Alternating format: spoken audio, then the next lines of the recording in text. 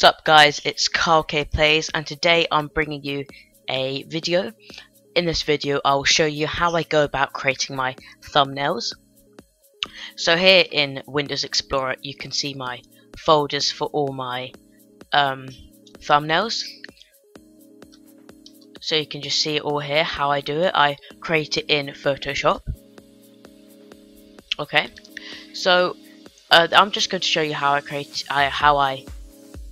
I'm going to create my Battlefield 4 thumbnail. So first of all, I open up the raw video in VLC. So this is VLC Media Player. I open up the raw video and then I find a really nice point that looks nice. For example, that.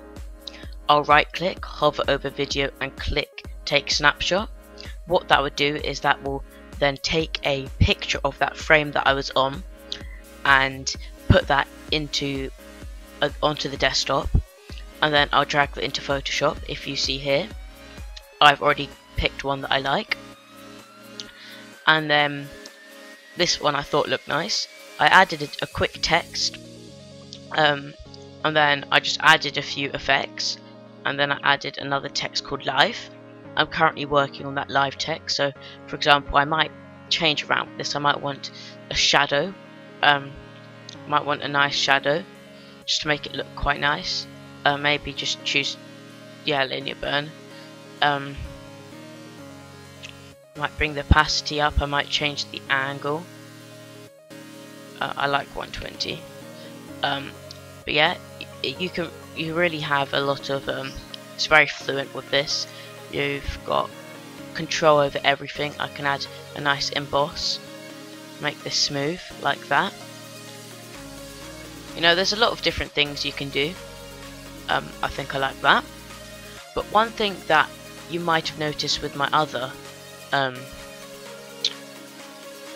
thumbnails is that if I look at the final result, the background is blurred but the gun is not blurred. Now that's really easy to do. So if we head back into Photoshop, just using the quick selection tool, I'll just select the gun, or basically the hand in this case. It's a very simple step, and it's not at all complicated. And you guys, if you have YouTube channels, you can use this. I don't take any credit to this, or you know, some people are like, oh, I came up with that idea first, but you know, it's really good. So once I've selected it, it doesn't have to be accurate. I'll tend to refine the edge, so I can just see the refined one. Or let me just see this on layers. I can then just change a few of the settings till it looks quite nice. Oh Jesus, I didn't mean to do that. Change just a few stuff here.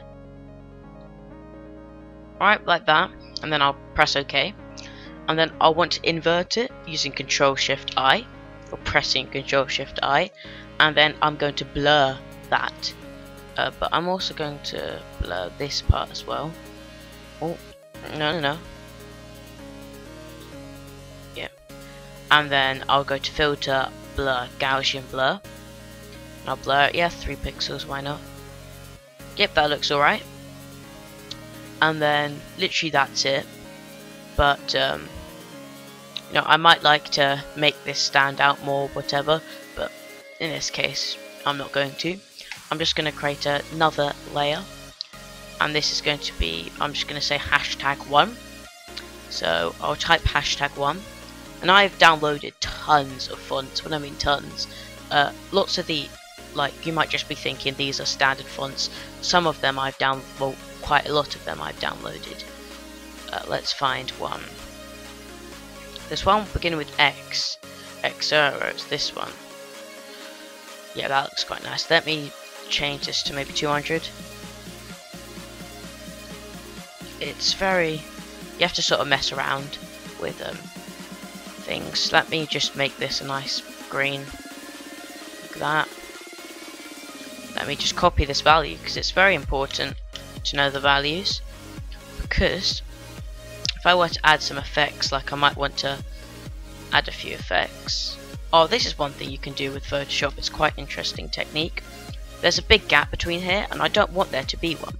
So if I place my cursor in between it, and I press Alt and left arrow key, I can adjust the spacing. So I think that looks nice. And then I can just make it bigger. And then open the layer styles. I can change the outer glow. I can paste the value and make it a bit darker.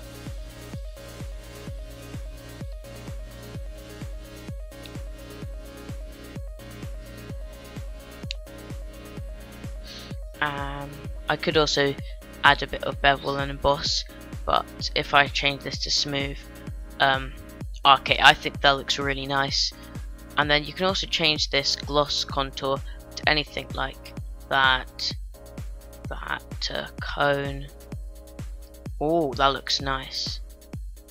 I really like that, and sometimes I like to have a stroke, which means it will just stand out. So maybe, yeah, 6 is alright. Position outside, opacity, yep, that's all good. And I actually think that's quite a good thumbnail.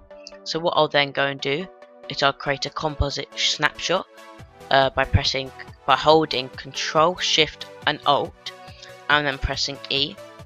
That will create a composite snapshot up here. I'll go to File, Save As, and then I'll locate the folder. For example, mine's in channel thumbnails, Battlefield 4, Session 1, and I'll just call this Session 1.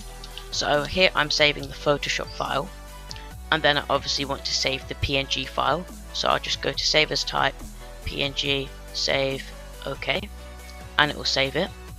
And then it'll take a little while, depending on, you know, how long. Alright, it's done. Then if I go to Session 1 here we can see it by large icons. You can see it right here. There we go. And that's my thumbnail. It looks nice. Battlefield 4 live #1. So I hope you guys enjoyed. Please give a like, comment and subscribe for more. Soon I'll probably do a tutorial on how I edit and record my videos, but you might have to wait a little while for that. Anyway, please give a like, comment and subscribe. Bye bye.